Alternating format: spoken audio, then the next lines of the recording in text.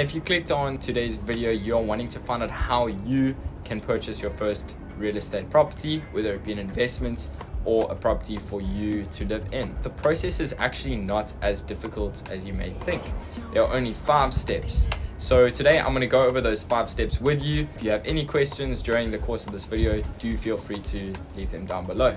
Okay, so getting into step 1, right? First of all, there are 3 ways that you can finance a property. The first one being cash, right? You make 100% cash payments on the property. That's the first one.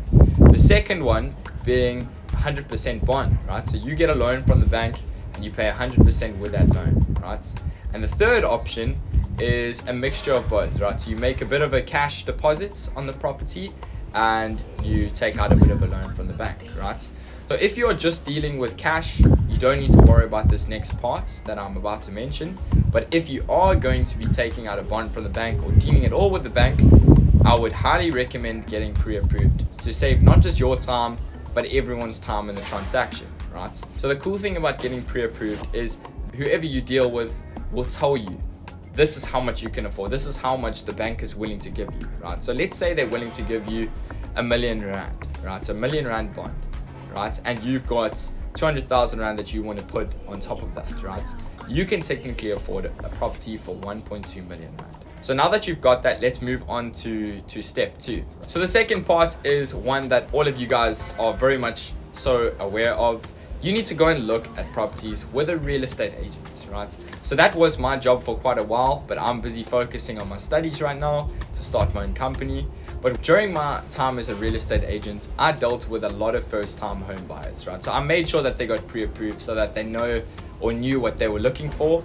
And then I started taking them through properties, right? So that's what you need to do, right? Once you've got that number, let's say you're looking 1.5 million Rand for your first property. Now you start looking, right? You take, or me as an agent, I was taking people through. And as soon as you find a property that suits every single one of your needs, right? This is when you move on to step 3. So step 3 is quite an interesting point in your journey, right? Basically in step 3, you need to make an offer. Right, so this will require you to get a lot of documents. You need to get your FICA documents, you need to get your source of funds documents, but the agent that you're working with will sort you out with all of that stuff. And hopefully if you're dealing with the right agents, they'll get it to you really, really quickly and take you through the process really, really well and make it nice and easy for you, right? But once you've filled in all of those documents, you will basically enter a legal agreement which basically states that you're putting forward an offer on the property, right? So let's say you find a property, the property is on the market for 1.6, but now obviously you're approved for 1.5, but you think, a fair offer is 1.5. So basically what you will need to do is you will need to write that offer, enter in how much you're going to be using with bond and how much is going to be cash, and basically put that offer forward, right? So you will fill in all the documents, give it to your real estate agent, and the real estate agent will then go and present it to the seller, right?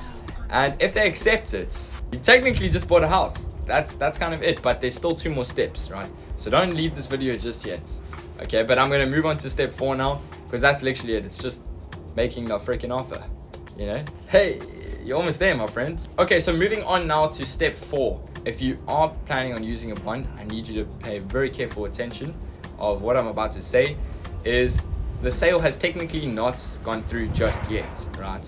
What needs to happen is that offer will then, if you're using a company like Uber or Better Bond, will be sent to a variety of banks, or you can do it yourself, but I would recommend using one of those companies. You need to find a bank that's going to accept to take on the responsibility of that property. So basically what I'm trying to say is that step 1 is really important, because if you get pre-approved, you will most probably be accepted. You can be 95% sure that your offer will be accepted by a bank.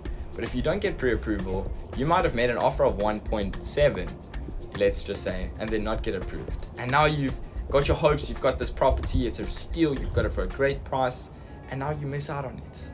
I don't want any of you to be in that situation, because I've dealt with clients that didn't go through pre-approval. I offered to try and help them, but they weren't interested, and then they ended up missing out on the property. So make sure you get pre-approved. And then moving on to step 5, right? Everything's been accepted. Okay, the bond's approved you now. You can crack open that bottle of champagne, because you've technically bought the house, but there's one more step. Okay, so you bought the champagne bottle, get ready to pop it in the next step. So now we are moving on to the last step, right? This last step will require you to have cash, right? So in order for the property to now be transferred into your name, you will have extra expenses that you'll need to pay, right? So there are 2 expenses that you'll need to pay, and this is something that I would very much so recommend you take note of, because you don't just get to purchase a property and deal with the bank and your deposits. There are some additional fees, right? So those 2 fees are your bond registration fee and your transfer fee, right? So your bond registration fee, obviously this only applies if you are using a bond, but it's the fee that you pay when you are kind of getting your bond in order now with the bank, right? So there is a fee that you have to pay.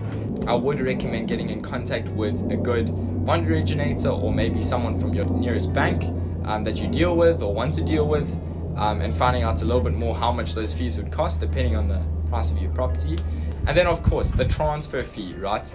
That fee will basically be paid to a second attorney. Their job is basically from transporting the property from the old owner's name into the new owner's name. Once that is done, right, you will then need to wait. I would say it's generally, if you get a good conveyancer, between 2 to 3 months.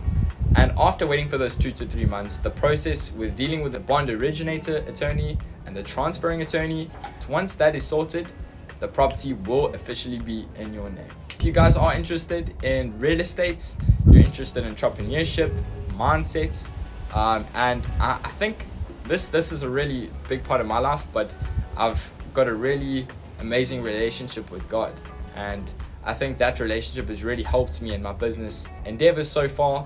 And I'm thinking of maybe starting some content talking more about business and God, and how to do business in a way that will bring glory to God's name, you know. So yeah, if you guys are interested in any of that stuff, do be sure to drop a follow. Go look through my videos, maybe there's something else that will interest you. But anyway, have a good one, guys. I'll see you in the next one.